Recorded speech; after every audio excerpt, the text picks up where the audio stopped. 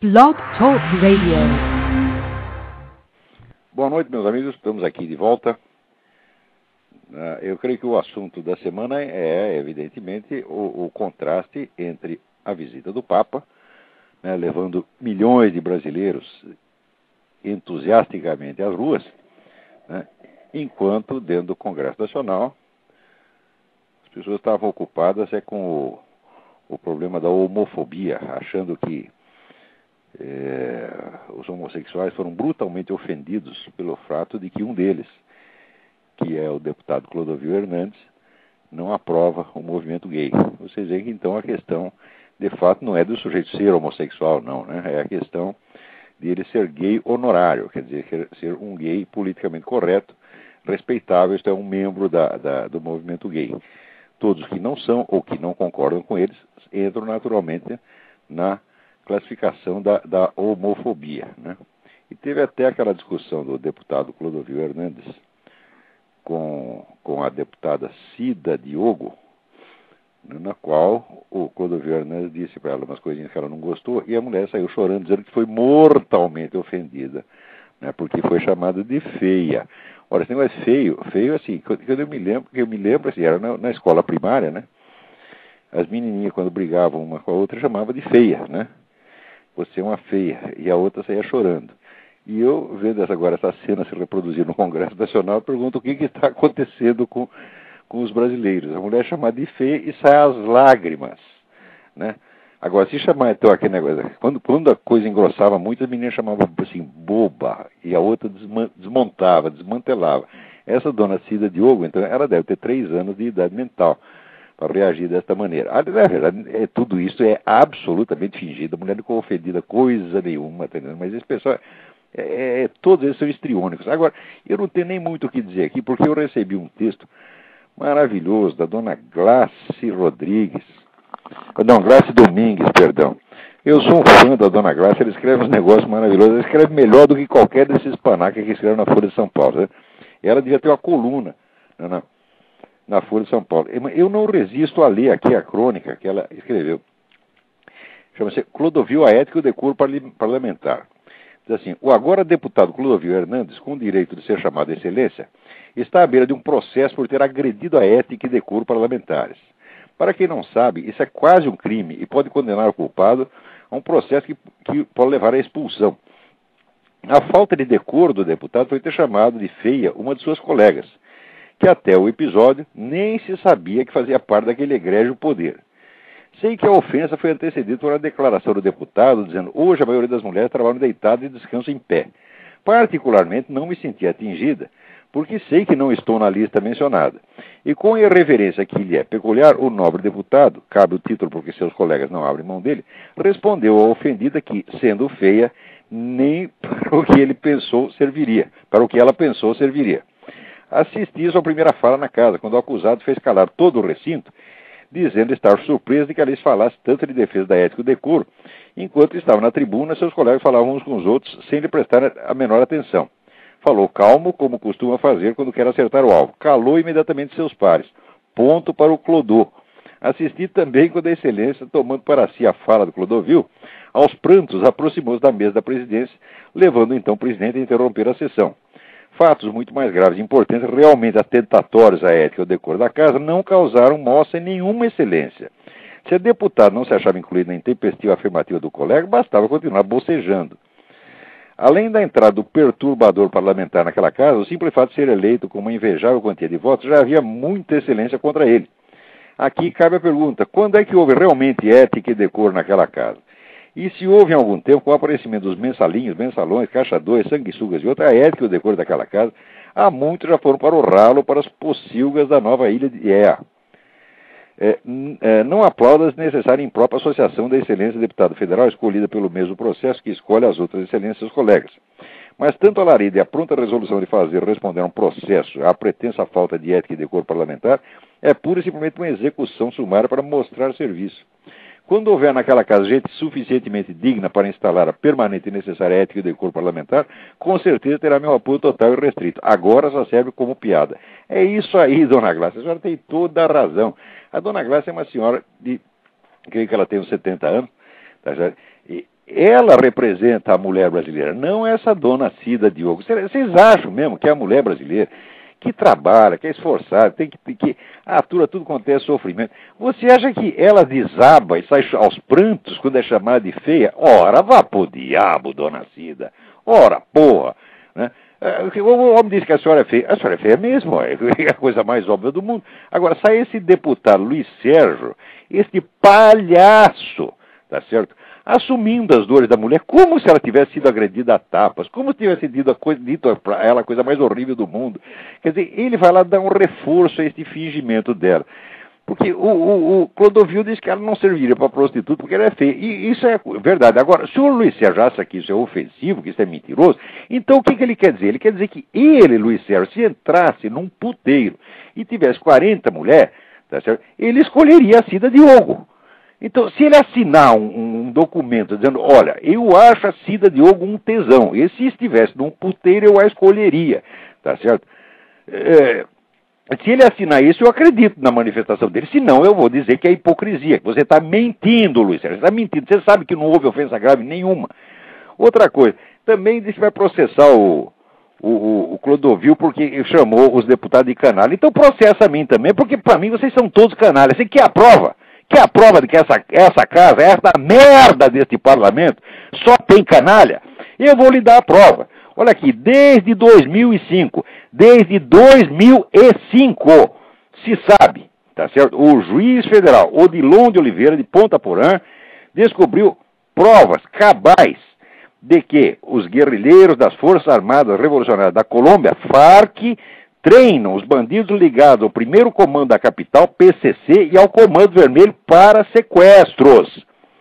Desde 2005 sabe disso. Depois disso, seu Luiz Sérgio, esse seu partido de merda foi fazer manifestação para ajudar o homem da FARC, esse tal do padre Oliveira Medina. Vocês são protetores das FARC. O que você quer que eu diga? Que eu te chame do quê? De excelência? Ora, excelente pode ser o seu cargo. O que está dentro dele é merda. Tá certo? Todos os deputados e senadores desse partido, tá certo? Que puxa saco de narcotraficantes, que tem acordo assinado com as Farc no Foro de São Paulo, são todos canalhas mesmo. Tá ouvindo bem, seu Luiz Sérgio? Eu vou pegar a gravação desse programa e mandar para o seu escritório. Tá certo? Se o senhor quiser me processar, me processe. Se algum dia acontecer de eu ir para a cadeia por ter dito essas coisas, eu vou com prazer, porque na cadeia a gente se sente mais seguro do que perto da companhia de gente como vocês. Se entrar no Congresso Nacional, cuidado com a sua carteira, você está entendendo? Porque, de fato, quer dizer, um poder que assiste tudo isto, vê que o Brasil hoje tem 50 mil homicídios por ano, a maior parte causada por negócio de narcotráfico.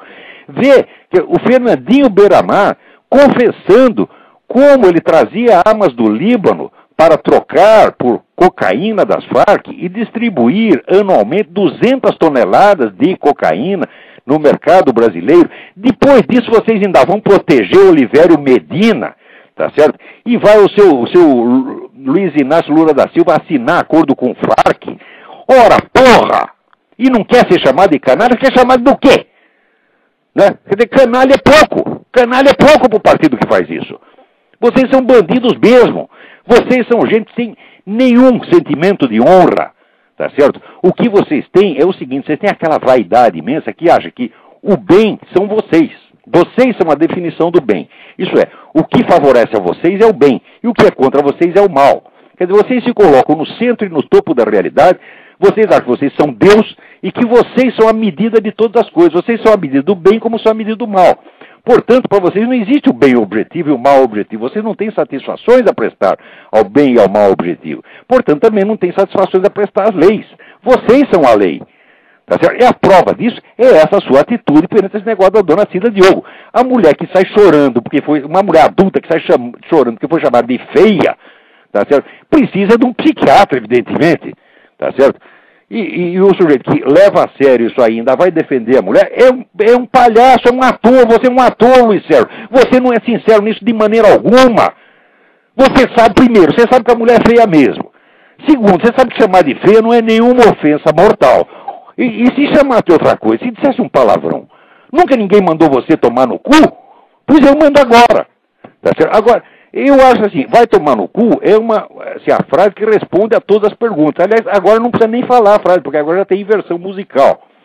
É uma musiquinha, tem uma melodia toda romântica, só que a letra é vai tomar no cu da primeira à última palavra. E eu acho que, eu não tenho certeza, porque eu não entendo muito de música popular, mas eu acho que foi gravado pelo esse conjunto Adriano e a rapaziada. É muito engraçado, se vocês ouçam, tá certo? E se eu tivesse aqui uma gravação, eu mandava uma cópia para esse deputado Luiz Sérgio, porque é a única resposta. Quer dizer, você acha mesmo que chamar a mulher de feia é uma ofensa mortal? É uma falta de decoro? Ora, que palhaçada é essa? Agora, vou lhe dizer uma coisa. Vocês vivem chamando os outros de homofóbico. Você sabe o que é homofóbico? Homofóbico é um termo que foi introduzido na literatura psiquiátrica para designar a suposta causa psicológica da violência assassina contra homossexuais. Quando você chama uma pessoa de homofóbico, você está nivelando, tá certo, a criminosos que matam homossexuais. Que direito você tem de fazer isso? Essa palavra homofóbico só se aplica corretamente, tá certo, a criminosos caracterizados. Quer dizer, você acha que o Papa é homofóbico, então você acha que o Papa é assassino de homossexuais.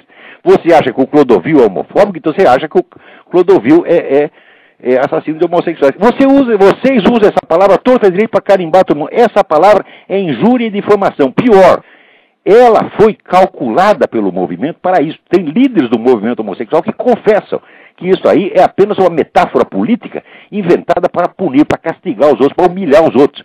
Portanto, quem quer que vocês, cada vez que você chama de um de homofóbico, Luiz Sérgio e Dona Cida, vocês estão cometendo crime de injúria e difamação. Agora, é uma coisa assim, tão assintosa, tá certo? Que as pessoas fazem, elas nem querem perceber o que vocês estão falando. Elas não querem sentir a gravidade do que... O próprio ofendido não quer sentir a gravidade do que eles estão falando.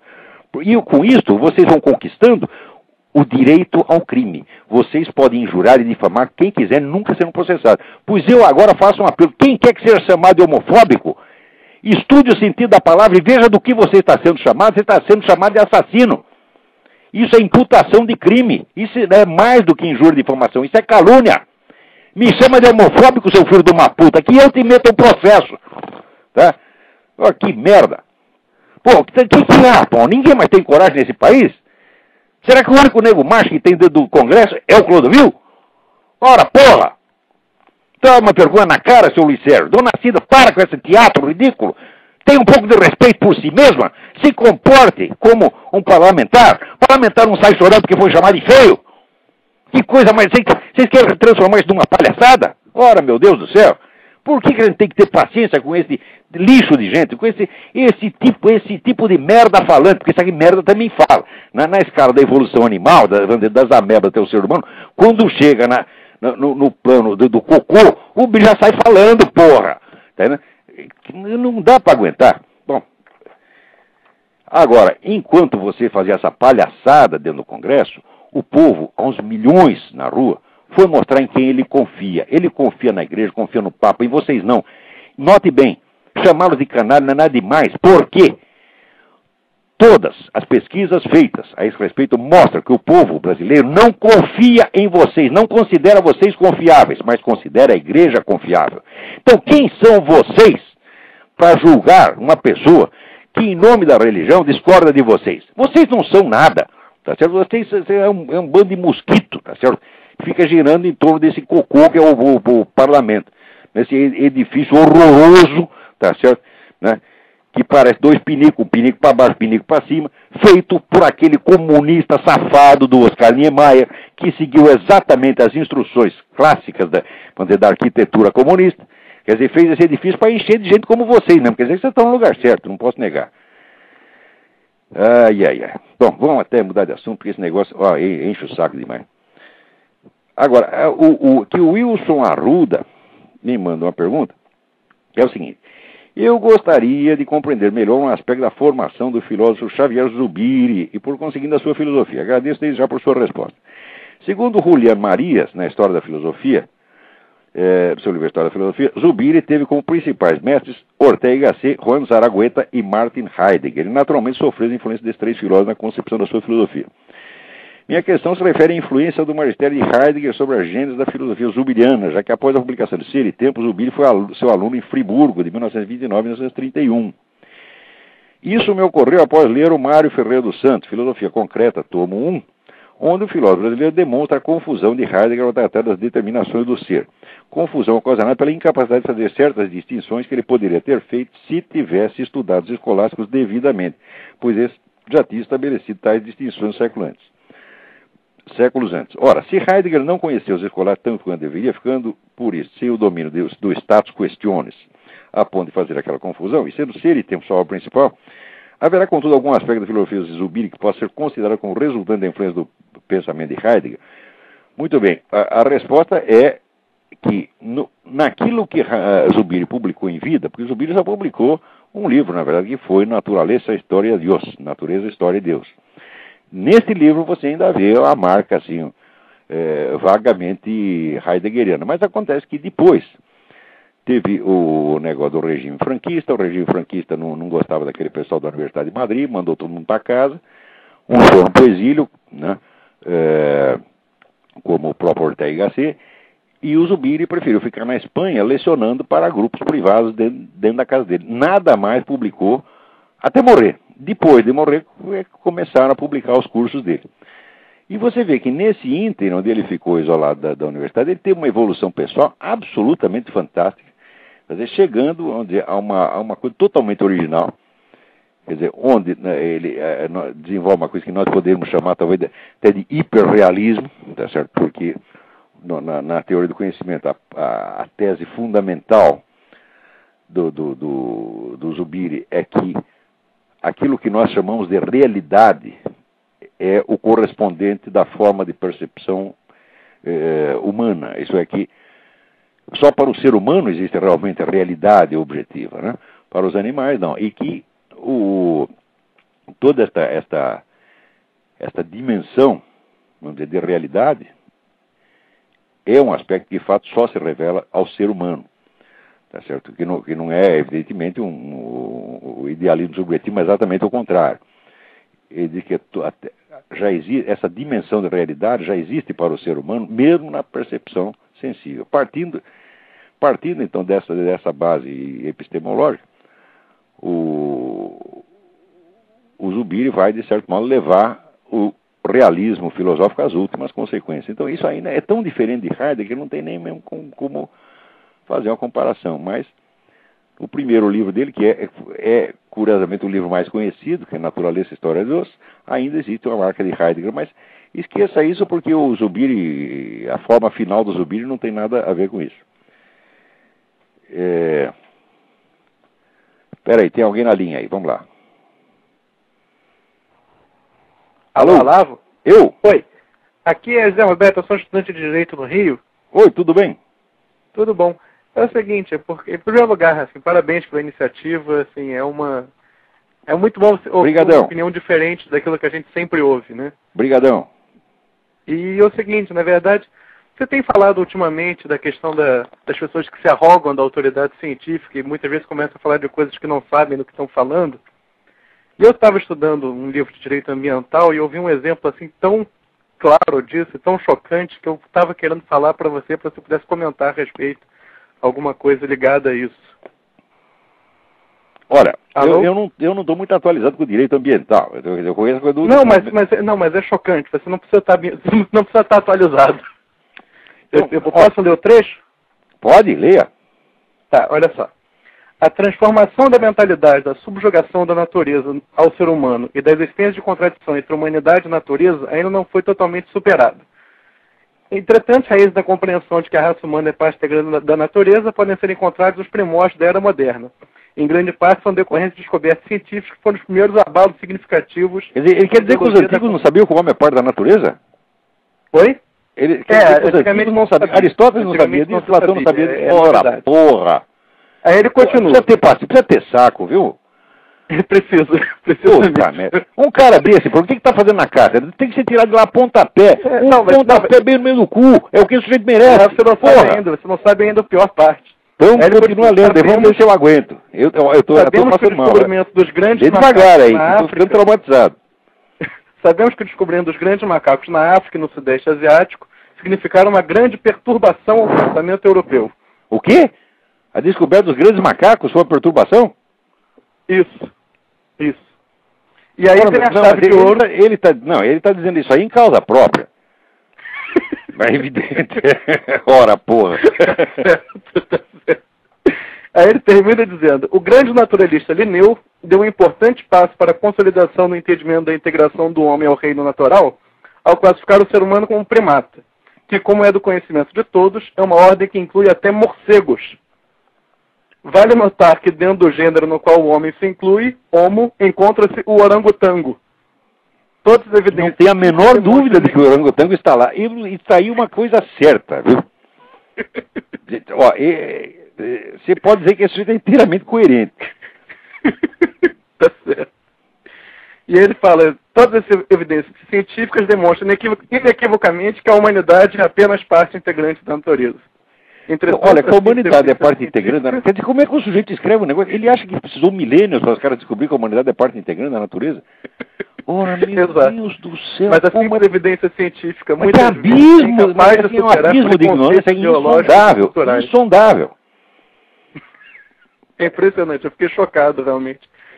Olha, quando você vê assim, o manto da ciência, né, Aristóteles já considerava, por exemplo, a psicologia, o estudo da alma humana, uma ciência natural. Ele está dentro das ciências naturais. E toda a perspectiva de Aristóteles é do homem encaixado na natureza. Agora, o sujeito acha que isso foi descoberta recente? Ora, porra! Um cara que fala uma coisa dessa, ele não tem direito de continuar ensinando mais nada. Ele tem que ser mandado para casa, vai trabalhar. Olha, trabalhar de varredor de rua, é esse mais quieto, tem que ficar. Puta vida, mesmo varrendo rua, a gente ainda pode abrir a boca e falar besteira, né? Pode conversar com o lixo. Né? Então aí, porra, o que fazer com esse camarada? O mais importante do ensino de direito ambiental no Brasil. Qual é o nome da criatura? Vamos revelar. Qual é o nome do orangotango? Paulo Antunes. Paulo Antunes. Olha aqui, seu Paulo Antunes. Vai pra casa, vai trabalhar, vagabundo. Para de enganar os outros com essa conversa mole, rapaz. Você não entende nada, você é um semi-analfabeto. Vai pra casa. Vê se tu arruma um emprego de office boy. Aprende a ser gente. Porra. Ó, obrigado pela colaboração, hein? Mas cuidado com essas coisas que você lê pra gente aí, pô. Isso aí, né? Isso aí faz um mal desgraçado. Tá precisando expurgar de algum jeito. Muito obrigado. Obrigado eu. Tchau. Tchau, tchau. Agora está aqui o Mário de Assis. Pergunta aqui: o senhor costuma indicar a History of Philosophy de Frederick Copleston e a História da Literatura Ocidental de Otto Maria Carpo como obras gerais de referência particularmente recomendável para o estudo de seus respectivos campos. O senhor conhece no campo da história da ciência algum livro equivalente em escopo, profundidade e qualidade a essas mencionadas? Na ausência de uma obra única de envergadura similar, haveria um conjunto de obras que propiciasse um conhecimento global sólido. Olha aqui, Mário, é o seguinte: de fato não existe como obra de conjunto, não existe nenhuma que se compare a isto, tá certo? Em abrangência existe o famoso livro de Lynn Thorndike. Né? Thorndike é Thorndike, que chama a History of Magic and Experimental Science, História da Magia e da Ciência Experimental, que é um livro monumental, mas ele não chega a ter, vamos dizer, aquela unidade de enfoque assim, contínuo que tem o Carpo, né? E ele também não é tão completo quanto o Copleston. Por quê? Porque o negócio para ali no século XVIII. Quer dizer, eu não sei se o autor não terminou a obra ou se nunca foi publicado. Tá certo? Mas é um livro que eu recomendo, é um livro indispensável. Um outro que eu recomendo ardentemente é Le Système du Monde, de Pierre Duhem. Duhem escreve D-U-H-E-M. Le Système du Monde, o Sistema do Mundo, que é uma história das visões do mundo. Tá certo? Uma história das doutrinas cosmológicas. Então, não é uma história da ciência como um todo, mas é uma história, vamos dizer, do arcabouço geral da visão científica do cosmos, mas também não chega até a modernidade. Eu acho que o autor morreu antes de terminar, mas é uma obra magistral. Uma outra coisa que eu recomendo são todos os ensaios científicos do Arthur Koestler. Arthur Koestler, o escritor húngaro, exilado na Inglaterra, que se tornou um grande escritor inglês, escreve, que é uma coisa maravilhosa, né?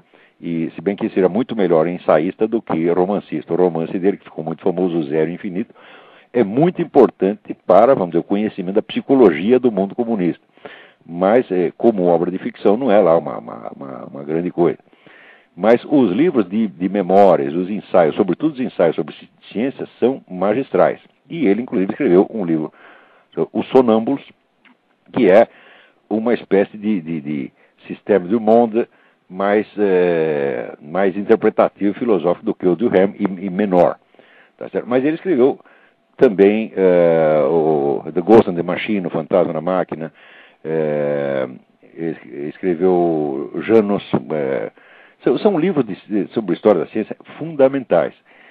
Você juntando tudo isso, você pode obter, não digo um efeito do Carpo, mas alguma coisa nesse caminho está. Também recomendo insistentemente as obras de um historiador chamado Pierre Thuillier. Thuillier escreve-se Thuillier.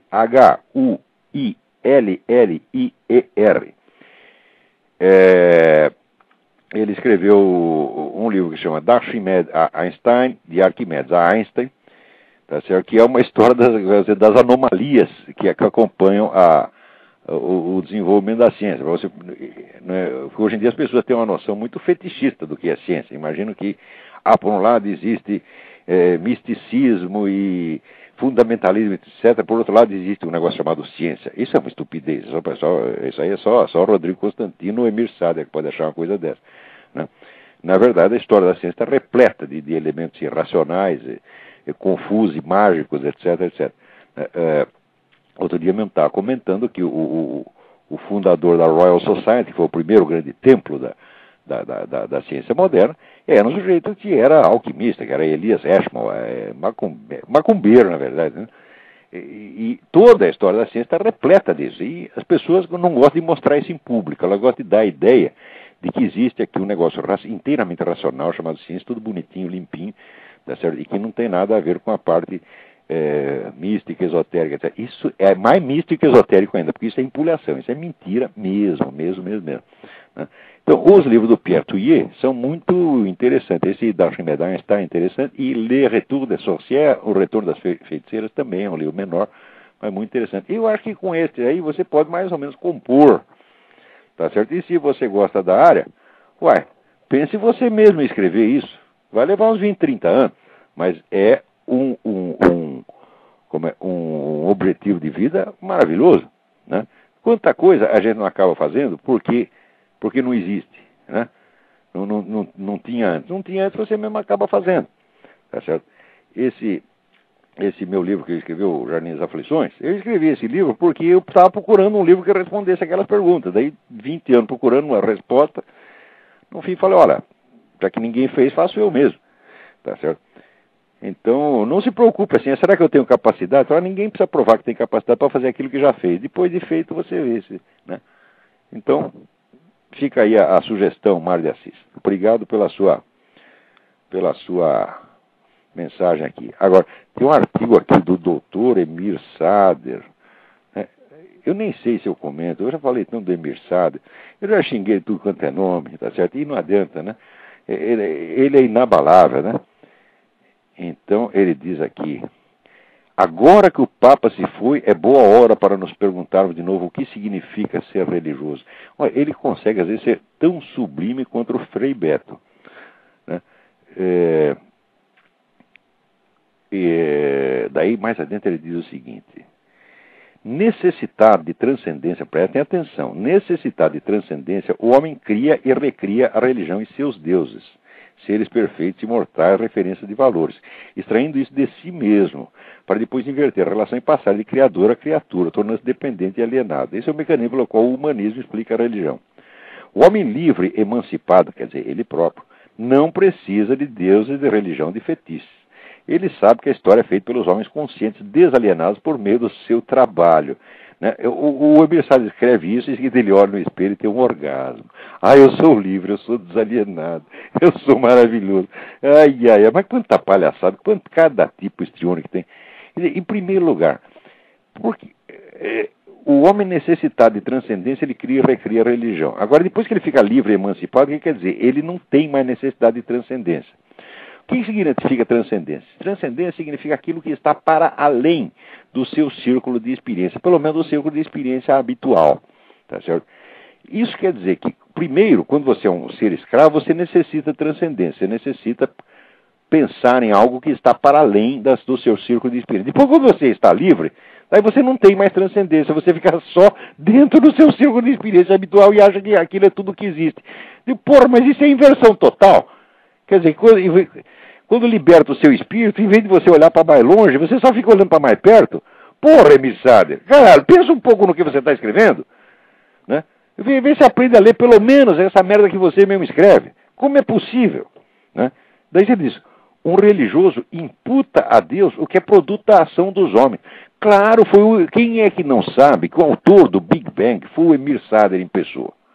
Depois é que os negros inventaram que foi um tal de Deus, você está entendendo? Nós sabemos que foi o Emir Sader. Ele fala, Fiat Lux, pá, apareceu tudo, o cosmos inteiro. Todo mundo sabe que se não foi o Emir Sader, foi algum parente dele. Agora, depois vieram os charlatães e disseram, não foi nenhum ser humano, foi Deus. Ora, porra, né? Quanto a ideia de que, quer dizer, nem todos acreditam que foi o homem que criou o cosmos, né? Isso aí pode fundar uma nova religião, né? Que eu saiba, é a primeira vez, porque esse negócio de que o homem projeta suas próprias forças, né, em Deus, isso foi inventado por um cara chamado Ludwig Feuerbach no meio do século XIX. Mas o Feuerbach era muito mais sutil do que isso. O Feuerbach jamais disse que o homem criou o cosmos, né? Que o homem atribui as suas próprias criações a Deus. Isso é o entendimento que esta besta quadrada do Emir Sader teve, pô. Quer dizer, mas o Emir Sader, ninguém o segura. Eu tinha um filho meu, quando era pequeno, ele ficava bravo porque ele queria bater alguém, ele falava assim, agora ninguém me dete. Então, o Emir Sader ninguém dete, vocês estão entendendo? Ele, quando quer falar essas coisas, ninguém segura o homem. Ele acabou de escrever aqui que o ser humano criou o cosmos. Pô, né? E ele escreve isso, e depois ele vai dormir sossegado, tá entendendo? E não tem uma pessoa que leia isso, porque a pessoa que eu saiba, a única pessoa que leu o Emir Sader sou eu. Né? É por isso que ninguém reclama, não há quem reclamar, né? Ai, ai, ai. Vamos lá. Ah, olha aqui, isso aqui é importante. Foi um recado enviado através da comunidade Orkut por um cidadão que se acima Dr. Manhattan. Olha aqui, presta atenção. Oi, Olavo, tive acesso ao documentário The Great Global Warming Swindle, a grande trapaça do aquecimento global, e encarei a tarefa de legendá-lo. Mas somente depois de começar com ela que descobri a trabalheira que vai ser horas de trabalho para apenas alguns minutos de resultados. Por acaso você tem alguma versão traduzida ou sabe onde eu poderia conseguir a legenda? Quer dizer, ele se dispõe a legendar, mas ele precisa ter uma tradução para fazer isso, porque você vai fazer as duas coisas, primeiro traduzir tudo, para depois fazer passar para a legenda, pô, aí não dá também. Daí ele diz aqui, preciso exibir o filme em sala de aula, matéria de direito ambiental, em resposta à aula da viciada professora, que foi exibido o An Inconvenient Truth, do Al Gore. Ora, eu não tenho essa tradução, mas vocês todos que estão me ouvindo, se alguém puder ajudar o Dr. Manhattan neste empreendimento, tá certo? Que é um empreendimento de caridade intelectual, porque quem quer que assista o filme do Al Gore, ou lê as coisas que ele escreveu, depois precisa de socorro, né? Precisa de uma UTI intelectual, depois, porque você o seu QI já baixa assim, os 95 graus. É só de prestar atenção 5 minutos no Al Gore. Então, o Dr. Manhattan, que parece que é professor de direito ambiental, ele quer o contraveneno. Quer dizer, esse filme, The Great Global Warming Swindle, quer dizer, a grande trapaça do aquecimento global, que é um filme no qual vários cientistas de primeiríssimo plano, tá certo, mostram que todo esse negócio do aquecimento global é mera propaganda, que não existe nada disso, que ninguém você não tem meios de comprovar nada, nenhuma relação entre a variação do clima e a ação humana. Tá certo? Ó, vocês imaginam, por exemplo, um único ciclo de mancha solar libera mais energia do que o ser humano já gastou desde que ele existe sobre a Terra. Então, se juntar tudo que o homem fez, né, a energia que ele gasta se locomovendo, né, todo o trabalho que ele faz, né, todos os peidos que ele deu, soma tudo isso aí, um ciclinho de mancha solar supera isso milhões de vezes. Né? E os caras querem pretender que vamos dizer, a fumaça da fábrica tal, ou o peido das vacas que está mudando o cosmos. Isso é delírio de onipotência, tá certo? Transformar... As pessoas têm um jeito de se engrandecer hoje, uma técnica de se engrandecer que é fabulosa. Né? Eles podem dizer que eles são importantes, né? Eles dizem que isso é uma catástrofe. Ora, nós somos tão poderosos que nós estamos tirando o cosmos dos eixos. Não é isso? E, né, o cara, na hora que ele fala isso, ele imagina que ele, então, agora, a voz dele está repondo o cosmos dos eixos. Né? Então, é um negócio de autodivinização absolutamente psicótico. Tá certo? Então, esse filme, The Great Global Warming Swindle, ele desmascara esse negócio. É claro que para fazer esse filme, não houve, né, este apoio bilionário para fazer o filme, que houve para fazer o filme do Al Gore, não houve festa do Oscar, nem coisa nenhuma. Vocês acreditam que se fosse mesmo uma verdade inconveniente, já viu uma verdade inconveniente sair na primeira parte do New York Times, tá, ser celebrado por todo mundo, ser financiado pelo George Soros, toda esta, vamos dizer, esta elite mundial, repentinamente, né, proclamando uma verdade inconveniente? Ora, porra, o próprio título já é uma gozação. Né? Então, vocês, por favor, que estão ouvindo, os que puderem ajudar alguma coisa, fazer, por exemplo, essa tradução, para ajudar o Dr. Manhattan, deem um pulo na minha página no Orkut, entrem lá nos scraps e vejam onde está o mensário do Dr. Manhattan e escrevam para ele. Quer dizer, eu não posso ajudá-lo diretamente, Dr. Manhattan, mas eu estou aqui lançando um apelo para que alguém o faça, tá certo? Por outro lado, aqui também recebo uma informação do Marcos Boldrini, dizendo que o livro do Adam Smith, A Teoria dos Sentimentos Morais, foi editado pela Martins Fontes e está à venda na Livraria Cultura. Nem tudo está perdido. Como diz o Falcão, no Brasil nem tudo está perdido. Há muita coisa para se perder. Então, quer dizer, já tem acesso aí ao livro do Adam Smith, que é um livro realmente importante. Para vocês verem que o grande pensador teórico do capitalismo, a base da teoria dele é a base puramente moral. Quer dizer, não é aquele negócio, vamos dizer, no qual viriam a transformar o capitalismo depois em mentalidades doentes que nem essa Ayn Rand. Né? Vamos ver aqui. Tem alguém me perguntando um negócio de... Peraí. Aqui, está aqui o Marcos. Eu não sei se é o mesmo Marcos Baldini, mas é um Marcos com U. Professor Olavo, seu programa Trollspeak é sensacional. Eu sou professor e gostaria, se o senhor me permitir, passar algumas das suas aulas sobre Aristóteles para os meus alunos no curso de Ciência Política. Posso fazer isso? Mas é claro que pode, Marcos. É um prazer. Né? Daí dizer, claro que vou sofrer reforçado dos meus colegas acadêmicos. Mas, sabendo a verdade, estou pouco me lixando para aqueles idiotas. Quem está do lado de Jesus Cristo e assim busca a verdade não pode sequer aceitar qualquer tipo de represália por parte desses falsários e mentirosos da Universidade Brasileira. É isso aí, Marcos. E tem a resposta universal. Sabe, quatro palavrinhas. Vai tomar no cu.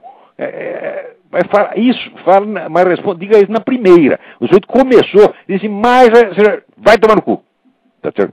Para mostrar que você não está disposto a fingir. Tá? O que ele está dizendo é uma objeção respeitável. Existem objeções respeitáveis, mas esse pessoal não. Eles estão acostumados a trapacear, a mentir o tempo todo e quer que nós os tratemos com respeito, que nem essa dona Cida Diogo. Vai lá, caimba, todo mundo é homofóbico. Daí o sujeito diz, você é feia. Ah, não pode, foi mortalmente ofendido. Né? Quer dizer, eles podem chamar os outros de coisa horrível. Chamar uma pessoa de homofóbica é dizer que ele é um desses assassinos, aliás, em geral também homossexuais, tá certo? Que vão catar travesti na rua para matar. Quer dizer, vai lá, come travesti, ou é comido por ele, e depois mata. Tá certo? Quando você é chamado de homofóbico, você está sendo nivelado a isso, porque o termo foi criado para designar isto. Então, eles podem chamar todo mundo disto, e você não pode chamar de feio. Você não pode chamar de feio, não pode chamar de viado, não pode chamar de filho da puta, não pode chamar de nada. Ora, porra! Quer dizer, agora, isso acontece, sabe por quê, Marcos? Eu vou dizer por que o pessoal não reage. Tá certo? Porque se você for num tribunal e diz, olha, Um chamou o outro de homofóbico, e o outro respondeu que você é feio. Você vai ver qual foi que realmente cometeu injúria. Então, injúria, calúnia e difamação. Difamação por quê? O termo homofóbico foi cunhado, foi inventado para fins de rotulagem pejorativa. É um termo que não tem como ser usado de maneira neutra. Ele só tem sentido pejorativo, sempre pejorativo e na base da atribuição de crime. Quer dizer, quer dar uma conotação criminosa à mera ideia. Quer dizer, você tem uma opinião, você não gosta do movimento gay, então você automaticamente vai estar nivelado aos assassinos homossexuais. Ora, e se as pessoas aceitam isso e não processam o filho da puta que faz uma coisa dessa, o que acontece? O filho da puta acaba processando ela. Ele não me processa. É o negócio é o blefe. Entendeu? Primeiro o cara chama de homofóbico para ver se você reage. Você não reage, daí ele diz, então você é homofóbico mesmo, você é criminoso mesmo, agora tu vai pra cadeia. Você está entendendo como é que funciona isso? Então é muito bem. Então quando os caras vierem com conversa mole, eu já sei de gente que foi perseguida na universidade por citar o meu nome. Tá certo? Só que as pessoas erram também, porque em seguida, quando vem a perseguição, elas não reagem. Se você disser, o senhor vai me dar 0 porque eu citei o nome do Olavo de Carvalho, embora tudo na minha prova estivesse certinho, o senhor vai fazer isso?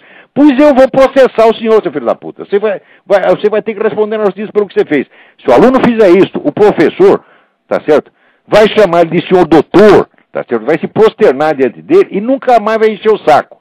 Agora, se você se deixa inibir, se deixa intimidar, você está ferrado. Essa que é a verdade. Eu já vi que você não é de se deixar intimidar, você vai em frente. É assim mesmo que se faz. Não é o Marcos Boldrin, é Marcos Boeira. É isso mesmo, vai em frente, Marcos. Coragem, sangue fredo. E se alguém vier falar alguma coisa, você já sabe. É infalível, vai tomar no cu. Muito bem, vamos ver o que mais. Tem aí alguém esperando? Aqui, o Cristiano Pereira de Farias pergunta, eu gostaria de saber se vale a pena comprar qualquer edição da história da literatura ocidental, do Carpo. Ora, só existem, na verdade, 2 edições. Existe a primeira, que foi lançada pelas edições O Cruzeiro, e depois existe uma outra versão que foi revista e atualizada pelo próprio Carpo, pela editora Alhambra, que é uma editora que também não existe mais. É claro que a segunda é mais completa, tá certo? do que a primeira. Quer dizer, o Carpo acrescentou, não fez mudança substancial, mas acrescentou coisas, né? Por exemplo, autores que ele não tinha colocado na primeira, não couberam na primeira, o que o Carpo não tinha lido na ocasião, ele acrescentou depois, né? Mas o fato é o seguinte, esse livro é tão raro, mas tão raro, que qualquer das 2 edições que você achar, você pegue logo, tá certo? Mas, por exemplo, é difícil de achar. Por exemplo, eu tenho a primeira edição inteira, que eu comprei quando era bem jovem, né? Esse foi um dos primeiros livros que eu li na minha vida. E levou um tempão, acho que uns 2 anos, para eu conseguir completar a série. Achava um volume aqui, outro ali. Já estava em sebo naquela época, né? 1900 antigamente. Né? Porque eu já sou um cidadão de idade provecta. Né? Então, naquele tempo que eu era jovem, não, peraí, minha mulher está pegando o livro. Não precisa pegar não, tá tudo bem. Né?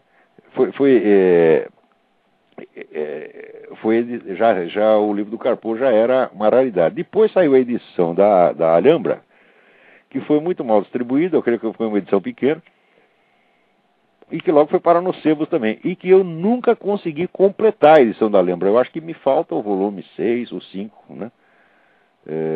Um deles me falta. Então, qualquer um do que você achar, você pegue enquanto é tempo, tá certo? Não vai fazer muita diferença, não.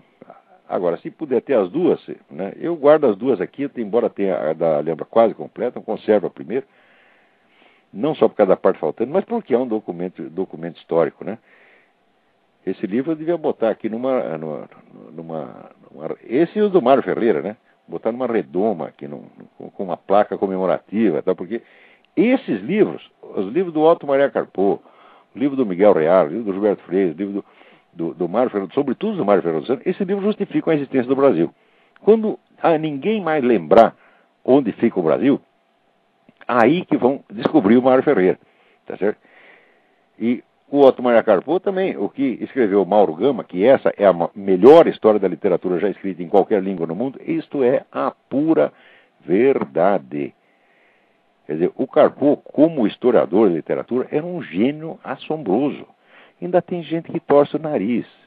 Né? Porque no Brasil é assim, que todo mundo pega o sujeito que tem grandeza, tá certo? Eles gostam sempre de diminuir. Você pega a mediocridade, né?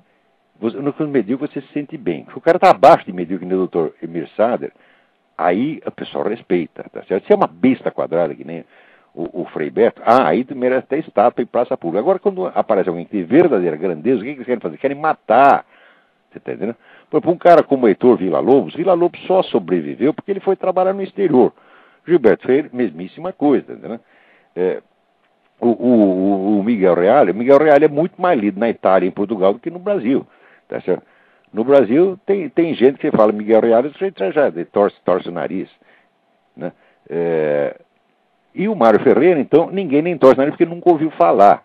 E tem mais, eu não conheço em toda a universidade brasileira, entre os professores da universidade, professor de filosofia no Brasil, o único que tenha sequer a capacidade de ler o que o Mário falou e de saber do que ele está falando.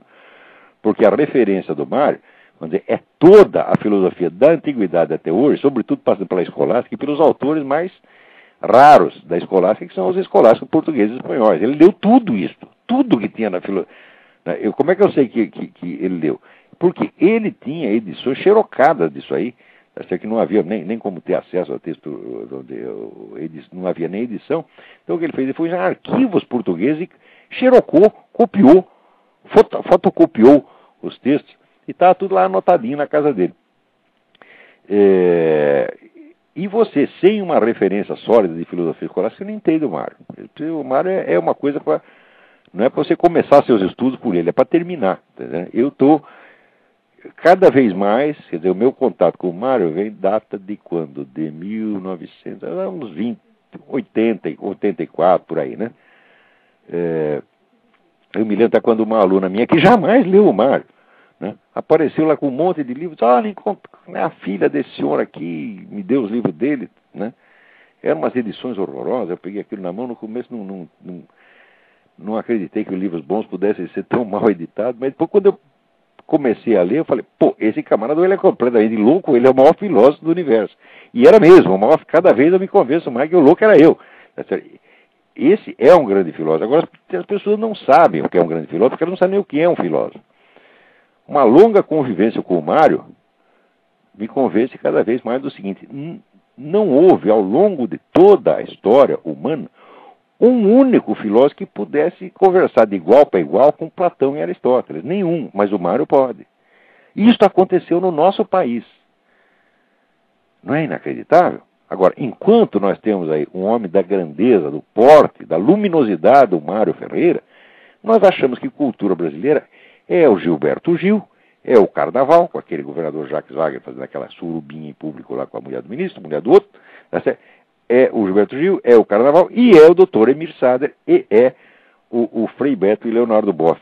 Ora, este país merece ir pro brejo mesmo, porque quem não sabe distinguir o grande do pequeno, o verdadeiro do falso, o certo do errado, tá certo?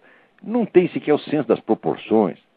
Até para saber que perante um homem como Mário Ferreira, a gente tira o chapéu e só fala dele com muito respeito, tá certo?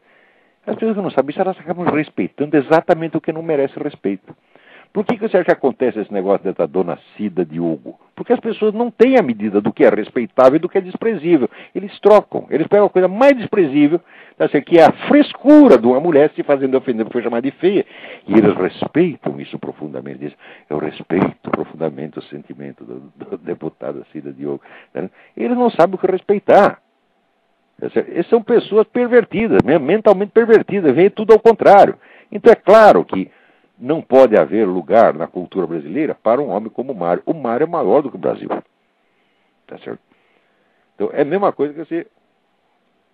E olha, Sócrates não era maior do que a cidade de Atenas que o condenou, então Mário Ferreira é maior do que o país que o ignorou. Então, muito bem. Então, se não tem ninguém aí para não responderam mais nada. Então, eu vou encerrando. Peraí, antes disto, não foi só a dona Glass que escreveu sobre o negócio das mulheres ofendidas. Aqui temos também uma crônica da Cristina Fontenelle. Por ser mais comprida que a da Dona Glácia, eu não vou ler inteiro, mas chama-se aqui Mulheres Ofendidas. Eu não posso ler inteiro, mas tem o blog aqui da Cristina Fontenelle, que é http://Cristina com CH, Fontenelle com 2 Ls.blogspot.com. Vou repetir, Cristina com CH, Fontenelle com 2 Ls.blogspot.com. Não deixem de ler esta crônica chamada Mulheres Ofendidas. Aqui. A Dona Glácia e a Cristina deviam ter colunas nos principais jornais brasileiros. Tá, em vez desse Emir Sader que não sabe nem escrever. E que não sabe nem ler o que ele escreve um negócio numa linha. Na seguinte ele desmente e não percebe. Esse sujeito não tem continuidade, não tem concentração suficiente para ler o seu próprio artigo. Quer dizer, está no nível do psicastênico, você está entendendo? É um problema clínico. Não é um problema, nem sequer maior problema clínico. Eu cada vez mais me convenço, né, de que esse negócio todo não é doença espiritual, no sentido que falava o Eric Voegelin. Né? O Eric Voegelin chamava de doença espiritual, acho que porque ele era um sujeito muito bem educado. Porque, olha, tem 2 livros aqui que eu vou encerrar o programa recomendando esses dois livros, só para vocês tirarem do... Um chama-se The Liberal Minds, The Psychological Causes of Political Madness. A mente liberal. Liberal aqui nos Estados Unidos quer dizer esquerdista, quer dizer a mente esquerdista. As causas psicológicas da loucura política. O autor chama-se Lyle Rossiter Jr. Lyle é L-Y-L-E. Rossiter é R-O-S-S-I-T-E-R. Jr. The Liberal Mind.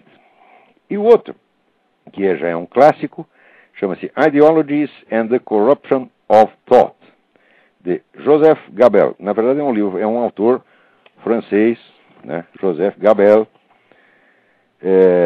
Mas eu li esse livro só Ele tem um livro famoso, clássico, chamado La Fausse Conscience.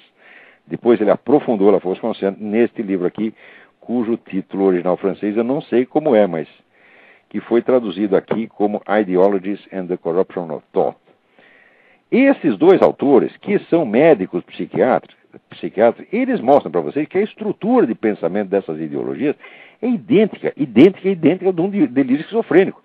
Aquele mesmo tipo de raciocínio circular.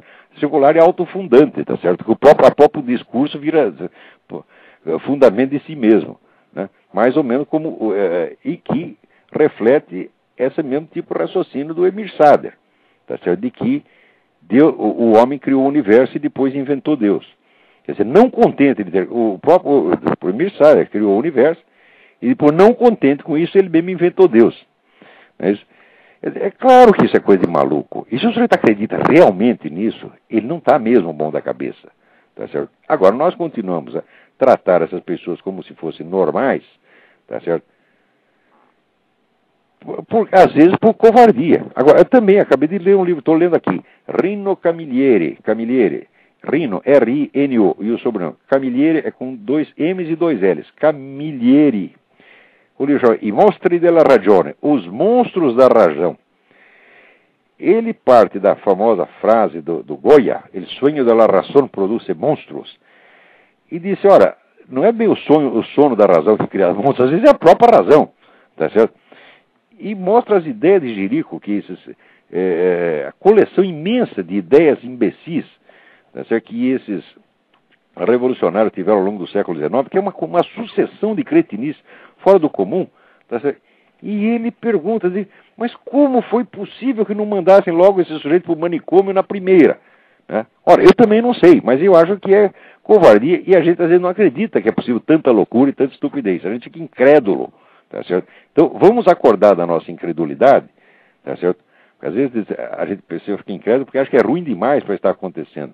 Então você lê essas coisas do Emir Sader e fala, não, ele não pode ter escrito isso. Deve ter algum outro significado oculto, esotérico, que seja sensato. Ele não pode ter escrito exatamente isso que eu estou entendendo que ele escreveu. Então a pessoa fica meio passada, tá vendo? Meio hipnotizada, e não reage. Pois olha, vamos tratar de acordar. O Emir Sader escreveu isso sim. As pessoas dizem essas besteiras sim. Esta dona Cida Tioga, ela está dizendo que chamá-la de feia tá certo? A destruiu, tá certo? Ela está dizendo isso sim, e ela quer que você acredite, porra. Tá entendendo? Por quê? Porque na cabeça desses caras, eles acreditam mesmo, eles acreditam em qualquer besteira que eles falam. Tá certo? Eles raciocinam ao contrário, eles falam primeiro, daí eles ouvem o que falaram, daí acreditam. Tá certo? Então, é um cérebro que funciona, vai da boca para o cérebro. Né? Sai primeiro para a boca e depois vai para o cérebro. Então, é claro que esse pessoal não é normal, é claro que esse pessoal é tudo doido, porra.